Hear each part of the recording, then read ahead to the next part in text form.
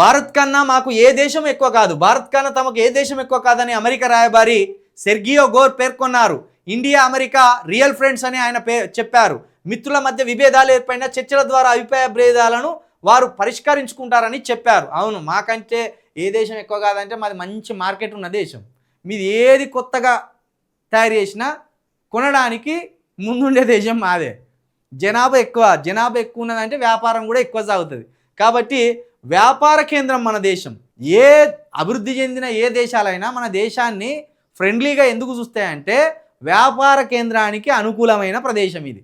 జనాభా ఎక్కువ ఉంటుంది, భూమి ఎక్కువ ఉంటుంది, నిధులు ఎక్కువ ఉంటాయి, అన్నీ ఎక్కువనే ఉంటాయి. కానీ వీటిని మనం వాడుకోలేము. వీటిని వాడుకునే ప్రయత్నం కూడా మన వాళ్ళు చేయరు, ఆ ప్రోత్సాహకాలు కూడా అందించరు. కాబట్టి ఇతర దేశాలు మన దేశం మీద ఎందుకు కన్నెత్తాయి? 500% టారిఫ్లు విధించిండ్రు. ఎందుకంటే సచ్చుకుంటూ కొంటారు గంతే. కొనేటోళ్ళు ఉన్నారు, అక్కడ మంది ఎక్కువ ఉన్నారు. కాబట్టి భారత్ కన్నా మాకు ఏ దేశం ఎక్కువ కాదని అంటూనే మా మీద 500% టారిఫ్లు విధించండి, మా మీద నూరు జారుర్రి. పాకిస్తాన్ తోటి నేనే మధ్యవర్తత్వం చేసిన, నేనే గన్ డౌన్ చేయమంటే మోడీ గారు గన్ డౌన్ చేసిండని మా మోడీ గారిని అవమానపరచండి, మా దేశాన్ని అవమానపరచండి.